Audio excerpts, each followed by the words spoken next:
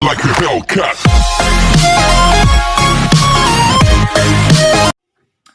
तो फिर आज की टॉपिक है सर्कुलर मोशन। सर्कुलर मोशन देखने के बाद हमारे मन में पहला क्वेश्चन यही आता है, सर्कुलर मोशन होती है। तो किसी भी टाइप की मोशन, ये मैटर नहीं करता। कोई सा भी ऑब्जेक्ट किसी भी टाइप की मोशन परफॉर्म करता है, ये मैटर नहीं करता कि वो कांस्टेंट स्पीड के साथ चल रहा है। और यहाँ पे वेलोसिटी तो कभी कांस्टेंट हो नहीं सकती, क्योंकि वेलोसिटी हमें पता है कि स्पीड और डायरेक्शन दोनों के कम्बिनेशन से बनती है। और यहाँ पे हम देख सकते हैं सर्कल के अंदर कोई भी ऑब्जेक्ट मूव करेगा तो उसकी वेलोसिटी कभी कांस्टेंट नहीं रह सकती। वो यहाँ पे इस डायरेक्शन में है, ये यहाँ पे इस डायरेक्शन में है, ये बार बार डायरेक्शन चेंज कर रहा है। हम सर्कुलर मोशन में ये देख सकते हैं, यहाँ पे कुछ ऐसा हो जाएगा, यहाँ पे ऐसा हो जाएगा। हम पहले यूनिफॉर्म सर्कुलर मोशन की बात करते हैं। मतलब अभी के लिए हम एज्यूम कर रहे हैं जो इस ऑब्जेक्ट की स्पीड है, इसकी स्पीड मान लो v है। मैं यहाँ पे स्पीड की बात कर रहा हूँ, वेलोसिटी की बात नहीं कर रहा। तो हमने मान लिया कि इसकी स्पीड है। तो फिर अगर इसकी स्पीड कांस्टेंट है, और लेकिन हम साफ साफ देख सकते हैं इसकी ये ऑब्जेक्ट की डायरेक्शन हर जगह पे चेंज होती जा रही है, थोड़ी थोड़ी, बिल्कुल फ्रैक्शन के साथ। ये इस पॉइंट पे भी चेंज होएगी, इस पॉइंट पे भी, ऐसे ऐसे करके। तो फिर इसकी डायरेक्शन चेंज हो रही है। तो फिर अब ये डायरेक्शन चेंज कैसे होती है? परपेंडिकुलर फोर्स की वजह से होती है। लेकिन फोर्स, परपेंडिकुलर फोर्स ऐसे परपेंडिकुलर फोर्स ऐसे डायरेक्शन कैसे चेंज करती है, जिसे हम इस केस में रेडियल फोर्स भी कहते हैं। वैसे वो डायरेक्शन चेंज कैसे करती है, इसको समझने के लिए हम एक छोटा एग्जांपल देते हैं, एक बॉल का, जो हमने थ्रेड से एक जगह से बांधी हुई है और वो ऐसे ऐसे चल रही है। मतलब ये बॉल है, ये यहाँ पे चल रही है किसी यू वेलोसिटी के साथ, और ये चले जा रही है इस डायरेक्शन में, राइट साइड में, ठीक है। और हमने यहाँ पे इससे थ्रेड बांधी हुई है और हम इसके साथ साथ चल रहे हैं। और यहाँ पे जब ये बॉल थी यहाँ पे, फिर हमने इसे धीरे धीरे खींचना स्टार्ट कर दिया, यहाँ पे कुछ फोर्स लगाई, ठीक है। तो हम क्या देखेंगे कि बिल्कुल परपेंडिकुलरली खींच रहे हैं हम। तो ये इस डायरेक्शन में तो जा ही रही है, साथ साथ इस डायरेक्शन में तो जा ही रही थी, लेकिन उसी पॉइंट के साथ ये यहाँ पे भी ऐसे मूव करने लग गई, ठीक है। यहाँ पे मूव करने लगी, जिसका आउटवर्ड फोर्स, जिसकी वजह से हमें लगेगा कि वो कुछ इस डायरेक्शन में मूव कर रही है। वो डिपेंड करता है कि हम अपनी फोर्स टाइम के हिसाब से बढ़ा रहे हैं कि नहीं बढ़ा रहे हैं। जैसे कि अभी हमने एक एग्जांपल देखा होगा मोशन के चैप्टर्स में, कि यहाँ पे एक बॉल है, ठीक है, और हम उसे कुछ राइट साइड की वेलोसिटी दे देते हैं और नीचे से ग्रेविटी उसे खींच रही है। वैसे ग्रेविटी होती नहीं है, वो पास होता है, लेकिन वो स्पेशल थ्योरी ऑफ रिलेटिविटी में डिस्कस करेंगे। तो फिर अभी के लिए हमने इसे थोड़ी ही ऊपर भी वेलोसिटी दी, ऊपर मान लो v दे दी, और ग्रेविटी से नीचे g से खींच दी है। तो अब क्या होगा कि u, हम माने कि यहाँ पे कोई भी एयर फ्रिक्शन या और कोई एक्सटर्नल फोर्स नहीं है ग्रेविटी को छोड़ के, तो फिर उसके कंसिडरेशन में हम काम करेंगे। तो ये आगे तो u से जाता रहेगा, सिंप्लिसिटी के लिए हम कोई और फोर्स नहीं देते हैं। लेकिन ऊपर जब जाएगा ये, इसकी स्पीड धीरे धीरे कम होती जाएगी, ठीक है। और एक पॉइंट पे आके ये दोबारा से नीचे होना स्टार्ट हो जाएगा। तो फिर हमारा पाथ कुछ इस टाइप का बनता है, एक पैराबोलिक पाथ। वैसे सर्कल के केस में होता है कि ऐसे ये परपेंडिकुलर फोर्स से ऐसे ऐसे खींच रही है, ये स्ट्रेट जा रहा है, ठीक है। जैसे कि ये यहाँ पे भी स्ट्रेट जा रहा था, लेकिन अभी वेलोसिटी है और वेलोसिटी धीरे धीरे कम होती जा रही है। अगर कम भी नहीं होती तो ये कुछ इसी डायरेक्शन में जाता है, लेकिन ऊपर की तरफ कुछ ऐसे करके, अगर ग्रेविटेशनल फोर्स नहीं होती और एयर फ्रिक्शन नहीं होती तो। लेकिन अभी ये ग्रेविटेशनल फोर्स है जो इसे ऐसे ऐसे खींच रही है, तो इस वजह से ये इस टाइप का कर्व फॉर्म करता है। ये रीज़न है कि ये परपेंडिकुलर फोर्स से डायरेक्शन कैसे चेंज होती है। तो फिर अभी अभी हमने देखा कि अगर कोई भी पार्टिकल सर्कुलर मोशन में मूव कर रहा है तो उसके अंदर एक परपेंडिकुलर फोर्स लगनी चाहिए, जो सेंटर की तरफ से। मेनली जैसे कार्स होती हैं वो तो ऐसे अपने आप को मूव कर देते, खुद फोर्स लगाती है। लेकिन अगर हम ध्यान से देखें तो हमें ऐसा लगेगा, हम इंटरप्रेट करेंगे कि सेंटर में से कोई चीज़ उसे ऐसे करके खींच रही है, ठीक है। तो हम एज्यूम करते हैं कि सेंटर में से कोई जो सर्कल फॉर्म हो रहा है उसके सेंटर में से कोई हमें किसी थ्रेड से या किसी भी चीज़ से खींच रहा है। वैसे हम हर एक केस में अपना अलग अलग इंट्यूशन होता है, वो हम समझ सकते हैं कॉमन सेंस से। तो यहाँ पे अब एक इम्पॉर्टेंट पार्ट आ गया, ठीक है। अब हमें पता चल गया कि ये एक्सेलरेशन जीरो तो हो ही नहीं सकती, क्योंकि यहाँ पे फोर्स है, फोर्स मतलब एक्सेलरेशन होगी, क्योंकि डायरेक्शन चेंज हो रही है, ठीक है। लेकिन अब मेन क्वेश्चन ये है कि अगर यहाँ पे एक एक्सेलरेशन है तो उस एक्सेलरेशन को निकाल कैसे सकते हैं हम इस ऑब्जेक्ट के लिए। ये ऑब्जेक्ट किस टाइप से एक्सेलरेट कर रहा है, मतलब इसकी टेंजेंशियल एक्सेलरेशन क्या है। टेंजेंशियल मतलब ये वाली डायरेक्शन जो ये थीटा कैप मैंने डायरेक्शन मार्क करी है ना, ये टेंजेंशियल डायरेक्शन है, और ये आर की डायरेक्शन आर कैप डायरेक्शन है ये, ठीक है।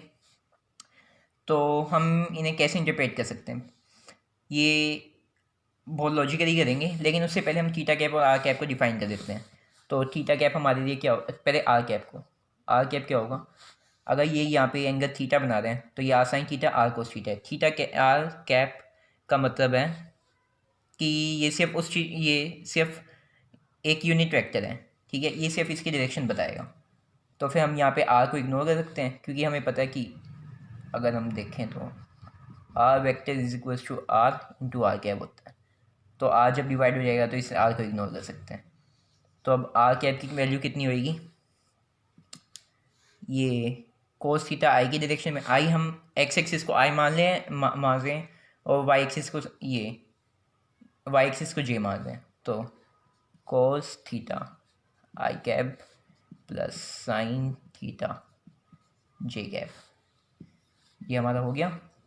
अब हम थीटा के एंगल अगर पता लगाना चाहे तो कैसे लगाएंगे, एक थीटा उस डायरेक्शन में है, तो हम यहाँ पे एक ये एक्स एक्सिस से एक पैरेलल लाइन ड्रॉ करते हैं यहाँ पे, ठीक है। तो अगर ये लाइन पैरेलल है तो अब हमें ये पता है ये वाला एंगल 90 डिग्री है, थीटा ये वाला एंगल भी 90 डिग्री है। ये एंगल 90 डिग्री इस वजह से है क्योंकि ये तो इसकी एक्सटेंशन है ये लाइन, तो इस वजह से वो 90 डिग्री, ये 90 डिग्री इसलिए है क्योंकि ये टेंजेंशियल है, और हमें पता है टेंजेंट सर्कल के साथ 90 डिग्री एंगल बनाता है, मतलब अगर ये आगे जाएगा तो इस सर्कल को और किसी पार्ट पे टच नहीं करेगा, इस वजह से ये 90 डिग्री है, ठीक है। तो ये थीटा है, ये वाला 90 माइनस थीटा हो जाएगा, और ये वाला पार्ट और ये वाला पार्ट मिलके 90 डिग्री बना रहे हैं, ठीक है, क्योंकि हम यहाँ पे देख सकते हैं ये 90 डिग्री है तो ये वाला भी 90 डिग्री होएगा। तो ये थीटा हो गया, और इसे पॉज करके दोबारा से देख सकते हैं अगर अच्छी तरह समझना है तो। और तो ये हमारा हो गया ये थीटा, ये 90 माइनस थीटा, ठीक है।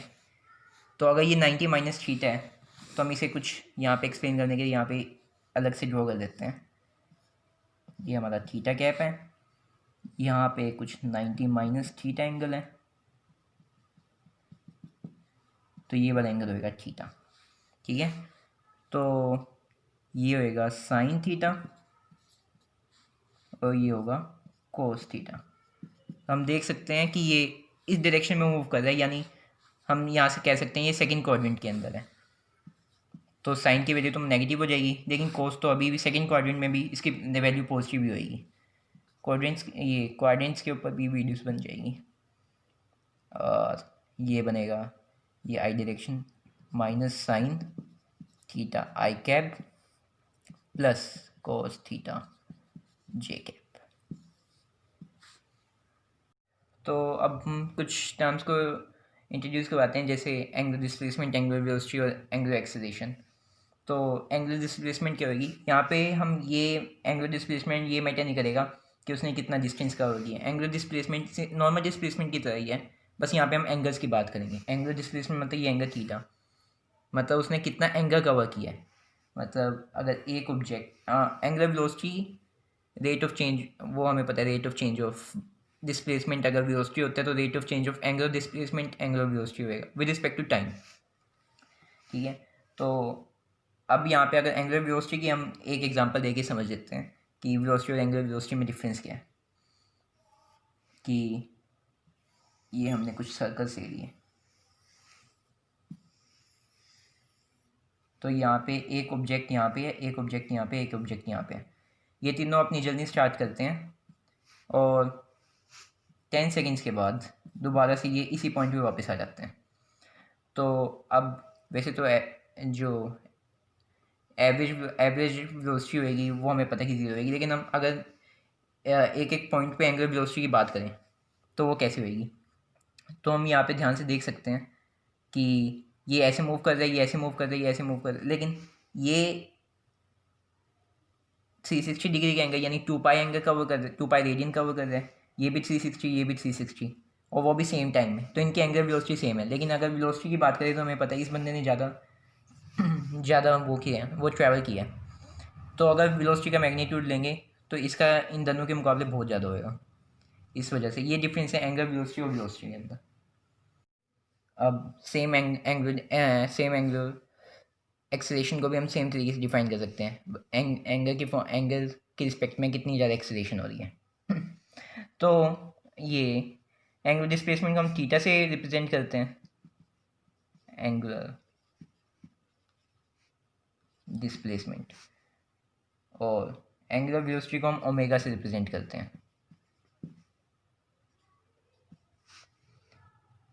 और साथ में एंटी क्लॉकवाइज और क्लॉकवाइज की फॉर्म में हम वैसे करते हैं कि हम कभी एंटी क्लॉकवाइज को पॉजिटिव मान देते हैं कि पॉजिटिव डायरेक्शन वो है, कभी क्लॉकवाइज को। वो हमारे ऊपर डिपेंड करता है, जैसे वेलोसिटी में भी हमारे ऊपर डिपेंड करता है, या फिर क्वेश्चन के ऊपर डिपेंड करता है। एंगुलर एक्सेलरेशन ऐसे अल्फा से एंगुलर एक्सेलरेशन डिफाइन करते हैं। फिर हम इन्हें अब वेलोसिटी एक्सेलरेशन जो इस पार्टिकल की रियल वेलोसिटी रियल एक्सेलरेशन है उससे डिफाइन करने की कोशिश करते हैं। ठीक है, तो वैसे कुछ वीडियोस में देखोगे तो हमें ये बताएंगे कि rate of change of r vector with respect to time हमें वेलोसिटी देता है। लेकिन ऐसा क्यों होता है? अगर हम डीप डाइव करें तो कुछ पर्सपेक्टिव में लोग अलग अलग तरीके से इसे डिफाइन करते हैं। जैसे कोई एल की फॉर्म में, एल हमें पता है कि आर थीटा के इक्वल होता है। मतलब एल होता है कि ये सर्कमफ्रेंस पे कितना ज़्यादा पार्ट हमने कवर किया है। तभी जब थीटा 2 पाई होता है, मतलब थीटा रेडियन की फॉर्म में होगा, 2 पाई होता है तो एल की वैल्यू 2 पाई आर होती है, यानी सर्कमफ्रेंस ऑफ सर्कल की जितनी। ऐसे तो rate of change of L with respect to time हमें कह देते हैं कि वो वेलोसिटी है। लेकिन वो वेलोसिटी नहीं होता, वो स्पीड होती है।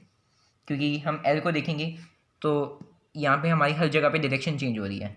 ठीक है, तो यहाँ एल डायरेक्शन को किसी तरह से रिप्रेजेंट नहीं करता, क्योंकि ये एल आर वेक्टर के इक्वल भी नहीं है। क्योंकि अगर हम थीटा की वैल्यू 2 पाई सेट करते हैं तो 2 पाई सेट करके यहाँ पे तो हमें 2 पाई आर मिल जाएगा, लेकिन आर वेक्टर में हमें क्या मिलेगा कि यहाँ पे अगर हमने 2 पाई सेट कर दिया तो ये हो जाएगा 1 और ये हो जाएगा 0, तो हमें इंटू आई कैप आएगा, जिसका अगर मैग्नीट्यूड भी निकाल लेंगे, r vector is equal to r into i cap, जिसका अगर हम मैग्नीट्यूड भी निकाल लेंगे तो वो हमें आर मिलेगा, जो कि एल के इक्वल नहीं है। लेकिन ये एल हमें एक इंट्यूशन देता है कि हमें किस हिसाब से सोचना चाहिए। तो हमें सर्कमफ्रेंस ऑफ सर्कल के ऊपर काम करना है कि ये सर्कमफ्रेंस, ये क्या नाम है, ये पॉइंट अपने पोजीशन इस सर्कमफ्रेंस पे किस हिसाब से चेंज कर रहे हैं, हमें बस वो ध्यान देना है और हम वेलोसिटी को निकाल सकते हैं। तो हम आर वेक्टर को देखें तो वो विद रिस्पेक्ट टू टाइम कैसे चेंज हो रहा है, एक पोजीशन पे वो यहाँ पे, एक पोजीशन पे यहाँ पे, एक टाइम पे यहाँ पे, एक टाइम पे उसकी पोजीशन ये है, एक टाइम पे ये है। ठीक है, तो विद रिस्पेक्ट टू टाइम ये पॉइंट चेंज हो रहा है। और हमें पता है आर वेक्टर हमारा आर इंटू आर कैप होता है। आर हमें ये बता देता है कि वो सेंटर से कितना ज़्यादा दूर है, यानी कि वो इतना ज़्यादा मैग्नीट्यूड इतने टाइम में चेंज कर रहा है। कि मतलब अगर हम इस पॉइंट के ऊपर काम करेंगे और हमें ये नहीं पता होगा कि वो कितना सेंटर से कितना ज़्यादा दूर है, तो हम एक तरह से वही निकाल रहे हैं ना, वेलोसिटी जो मतलब मेनली एंगल के ऊपर डिपेंडेंट है, जो इस आर के मैग्नीट्यूड के ऊपर डिपेंड ही नहीं है। आर का मैग्नीट्यूड हमें ये रिप्रेजेंट कर देता है कि ये इतना इतना बड़ा चेंज ये एक सेकंड में करता है, क्योंकि यहाँ से इस पॉइंट में आते टाइम इसने अलग अलग जगह पे अपनी वेलोसिटी को चेंज कर रहा है, मतलब वेलोसिटी की डायरेक्शन को। क्योंकि हम यहाँ पे यूनिफॉर्म मोशन के ऊपर काम करते हैं थोड़ी देर के लिए, बाद में नॉन यूनिफॉर्म के ऊपर भी काम करेंगे। ठीक है, तो ये यहाँ से यहाँ पे आ रहा है। और वैसे ही अगर मैं यहाँ पे एक छोटा सा सर्कल ड्रॉ कर दूँ, ये यहाँ से यहाँ पे आ रहा है, तो दोनों में डायरेक्शन तो एक हिसाब से चेंज हुई है, लेकिन जो वेलोसिटी है उसका मैग्नीट्यूड के ऊपर भी तो ध्यान देना पड़ेगा ना। इस वजह से ये आर वेक्टर इस टाइप से काम करता है। आर वेक्टर वो हमें दे देता है, क्योंकि ये पोजीशन किस हिसाब से चेंज हो रही है ये भी बता रहा है, और कितना कितना ज़्यादा बड़ा डिस्टेंस एक बारी में चेंज हो रहा है। जैसे ये बड़ा वाला सर्कल है, इसमें इसका ये वाला पॉइंट, इसने डायरेक्शन इतने में इतनी चेंज करी है, लेकिन अगर हम इस पॉइंट को अगर यहाँ से बाहर निकालेंगे तो ये इसकी लेंथ कुछ इतनी होगी, इस वाले को निकालेंगे तो इसकी लेंथ कुछ इतनी होगी, वैसे इससे ज़्यादा ही होगी। मान लो थोड़ा और छोटा सर्कल है, ताकि ये दिख सके। मतलब इसने यहाँ पे इतनी ज़्यादा सेम डायरेक्शन में इतनी ज़्यादा डिस्टेंस ट्रैवल की, इसने इतना किया है, तो ये डिफरेंस हो जाता है। इस वजह से आर हमें हेल्प करता है। अब आगे का प्रोसेस हमारा बहुत ज़्यादा सिंपल है। ये पूरा का पूरा कैलकुलस के ऊपर बेस है। कैलकुलस के ऊपर भी वीडियोस बनेगी कि वो कैसे वर्क करते हैं। ट्रिग्नोमेट्री जब खत्म हो जाएगी, ट्रिग्नोमेट्री के ऊपर जब वीडियो बनेगी उसके बाद, क्योंकि ट्रिग्नोमेट्री का भी समझना पड़ता है अगर कैलकुलस को समझना है तो। वैसे अभी के लिए अगर हम ध्यान दें यहाँ पे, तो हम क्या कह सकते हैं कि हमने यहाँ से हमें अभी अभी कंक्लूड किया कि rate of change of r vector with respect to time, ये हमें वेलोसिटी वेक्टर देते हैं। ठीक है, तो फिर वेलोसिटी वेक्टर किसके इक्वल होएगा? आर किसके इक्वल होता है? आर तो कांस्टेंट है। आर वेक्टर में, हाँ यहाँ पे लिख देता हूँ, r vector is equal to r into r cap. इसमें आर तो कांस्टेंट है, तो आर को ले लो बाहर, हमारा बचा d r cap by D T is equal to v का वेक्टर। तो ये हमें देगा आर इंटू, क्योंकि कांस्टेंट हमें पता है कौन, ये मल्टीपल, वो सब कुछ बाद में बताएंगे कैलकुलस के रूल्स कैसे काम करते हैं और वैसे क्यों करते हैं। ठीक है, तो यहाँ पे हमें मिल जाएगा D cos theta I cap plus D T plus D sine theta J cap by D T is equal to V. तो cos theta by D T, cos theta by अगर डी थीटा करेंगे हम तो हमें minus sine theta मिलेगा। Sine theta by D theta करेंगे तो हमें कोस थीटा मिलेगा। कैलकुलस के सिंपल रूल्स हैं, इनके ऊपर बाद में बात करेंगे, लेकिन अभी कुछ चैन रूल लगा के इन सॉल्व कर देते हैं। R into d cos theta I cap by D theta into d theta by D T plus D sine theta J cap by D theta into d theta by D t. और हमें rate of change of angular displacement, d theta angular displacement है with respect to time, हमें पता है वो omega देगा। हमने थोड़ी देर पहले उसकी बात करी थी। तो यहाँ का ओमेगा, यहाँ का ओमेगा, हम इसे कॉमन ले लेते हैं। आर ओमेगा कोस थीटा में देगा माइनस साइन थीटा आई कैप प्लस साइन थीटा में देगा cos theta J cap is equal to. Calculus के रूल्स के ऊपर बहुत जल्दी बात करेंगे इनसे, क्योंकि इन्हें समझने के लिए हमें कुछ लिमिट्स के रूल्स के बारे में बात करनी पड़ेगी, लेकिन बहुत ज़्यादा सिंपल है, बहुत जल्दी हो जाएंगे। R omega theta cap is equal to v, ये हमें वी देते हैं। और अब हम बात करते हैं एक्सेलरेशन की। एक्सेलरेशन यहाँ पे कैसे वर्क करेगी, क्योंकि एक्सेलरेशन है तो टेंजेंशियल एक्सेलरेशन तो हमेशा रहेगी, और जो ये रेडियल एक्सेलरेशन हमेशा रहेगी। टेंजेंशियल एक्सेलरेशन कब कब रहेगी वो हमें यहाँ से भी डिफाइन हो जाएगा। वैसे फैन के एग्जांपल से हम इजीली समझ सकते हैं, लेकिन पहले मैथमेटिकली डिराइव कर देते हैं, उसके बाद उसके ऊपर बात करेंगे। तो हमें पता है कि ए होता है, अब हम एक्सेलरेशन निकालते हैं कि कैसे निकलेगी वो। हमें पता है d rate of change of velocity vector with respect to time हमें एक्सेलरेशन देता है। तो फिर अब हम एक्सेलरेशन निकालना स्टार्ट करते हैं, जो कि हमारा आएगा D R omega theta cap by D T, जिसमें आर हमें कॉमन है तो हम इसे लिख सकते हैं R D omega theta cap by D T. तो ये यहाँ पे मल्टीप्लिकेशन रूल लगेगा कैलकुलस का, जो हम बहुत जल्दी अभी बाद में सीखेंगे जब कैलकुलस का स्टार्ट करेंगे, जो ट्रिग्नोमेट्री के सेकंड पार्ट के बाद स्टार्ट हो जाएगा। सेकंड पार्ट में ट्रिग्नोमेट्री के सारे मिसअंडरस्टैंडिंग्स कवर हो जाएंगी, जो टेलर सीरीज और बाकी सारी चीज़ों में हेल्प करेंगी उन्हें समझने में, ताकि हम कैलकुलस को समझ सकें। तो यहाँ पे आर कॉमन ले लेते हैं, डी ओमेगा बाहर लेते हैं, omega D theta cap by D T plus theta cap by D omega by D T. तो हमें यहाँ पे पता है कि omega D omega by D T तो हमें अल्फ़ा देगा, मतलब एंगुलर एक्सेलरेशन देगा। लेकिन अगर हम थीटा कैप की बात करें तो उसको साइड में निकाल लेते हैं, D theta cap by D T, ये हमें क्या देगा, ये कोस डी कोस थीटा, ओ सॉरी मैं गलत वैल्यू लिख रहा था, minus sine theta I cap plus cos theta J cap by D T जो कि इक्वल है डी माइनस साइन थीटा आई कैप, चैन रूल लगा देते हैं दोबारा से, D theta into d theta by D T plus D cos theta J cap by D theta into d theta by D T. D theta by D T हमें omega देगा, omega को दोबारा से कॉमन निकाल लेते हैं, ये हमें देगा माइनस कोस थीटा आई कैप। कैसे वर्क करते हैं ये बहुत जल्दी इनके ऊपर भी वर्क करेंगे। ये हमें माइनस साइन थीटा देगा जे कैप।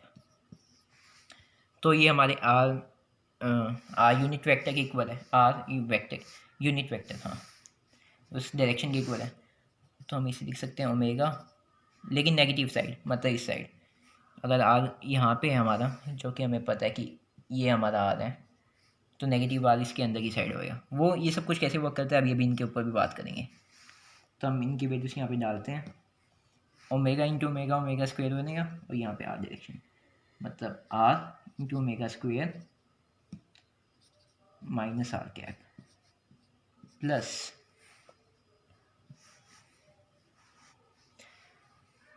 ये हो r into alpha into theta cap direction. ये हमारा ए वेक्टर के इक्वल है।